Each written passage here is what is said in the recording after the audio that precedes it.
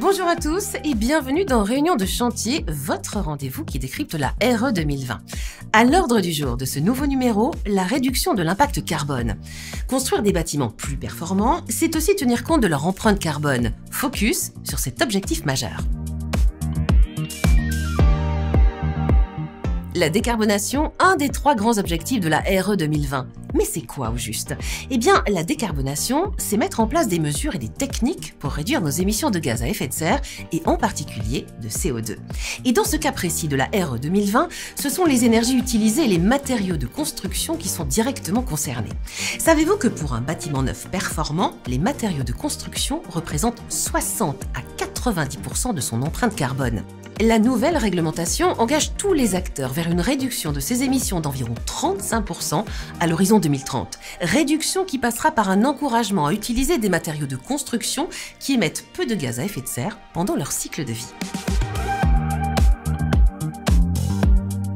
L'empreinte carbone de chaque nouvelle construction est désormais calculée par l'ACV, l'analyse du cycle de vie. Le principe est simple, mesurer l'empreinte carbone de chaque nouvelle construction sur base de 4 grandes étapes. Phase numéro 1, l'extraction des matières premières et la fabrication des matériaux ainsi que leur transport. Phase numéro 2, le chantier. Phase numéro 3, l'exploitation du bâtiment. Phase numéro 4, la fin de vie du bâtiment. Le calcul de l'impact carbone prend en compte plusieurs critères comme les émissions liées aux matériaux, aux énergies importées, à la phase chantier, aux consommations d'eau et à l'aménagement de la parcelle. Retenez bien, les documents produits par les fabricants, FDES pour les matériaux et PEP pour les équipements techniques, servent de base à ce calcul. Ces fiches traduisent les résultats de l'analyse de cycle de vie d'un produit en particulier. Elles sont accessibles gratuitement en ligne sur le site de la BASIGNES. Et si un produit de construction ne bénéficie pas d'une FDES, le calcul de l'indicateur prend en compte des valeurs par défaut très pénalisantes. 2 indicateurs soumis à des seuils réglementaires permettent de mesurer les émissions de gaz à effet de serre d'une construction. L'IC Construction évalue les émissions de gaz à effet de serre des produits de construction et équipements et leur mise en œuvre lors du chantier.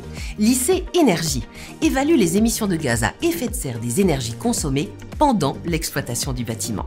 Notez bien, le seuil maximum de ces indicateurs s'appliquera dès 2022 et évoluera progressivement en 2025, 2028 et 2031. Ce seuil sera notamment pondéré en fonction de la zone géographique ou de la surface du bâtiment. Je laisse la parole à Franck Perrault, président du Conseil des professions à la FFB. Voyons avec lui de quelle manière cet objectif joue sur les constructions du bâtiment. Les seuils fixés pour 2022 sont atteignables sans bouleversement des modes constructifs actuels. En revanche, l'atteinte des seuils suivants, 2025, 2028 et surtout 2031, nécessite un effort des filières industrielles pour innover et proposer de plus en plus de matériaux dits bas carbone. Même si toutes les filières, bois, béton, métal, devraient trouver leur place dans la RE 2020, l'utilisation de matériaux biosourcés est dans bien des cas une réponse adaptée pour faire baisser le poids carbone d'un bâtiment. De nouvelles solutions mixtes, bois, béton ou bois, acier vont se développer. Nos métiers vont devoir encore plus se coordonner et travailler ensemble. De même, le recours à des produits recyclés ou issus des réemploi sont aussi des leviers tout à fait pertinents. Concernant les systèmes énergétiques, le seuil IC Énergie contraint les modes de chauffage fortement émetteurs de CO2. Les seuils sont calés afin que, dès 2022, les solutions ayant recours au 100% gaz ne puissent plus être conformes pour les maisons et les bureaux au profit d'énergies alternatives telles que l'électricité, avec notamment les pompes à chaleur, le chauffage au bois ou encore les réseaux de chaleur. Pour les bâtiments collectifs et d'enseignement, les mêmes évolutions sont attendues, mais à partir seulement de 2025.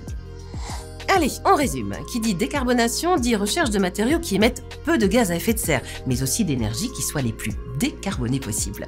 Réunion de chantier continue de décrypter pour vous la RE 2020. Rendez-vous dans un prochain numéro pour faire le point sur la nouvelle réglementation. À très bientôt.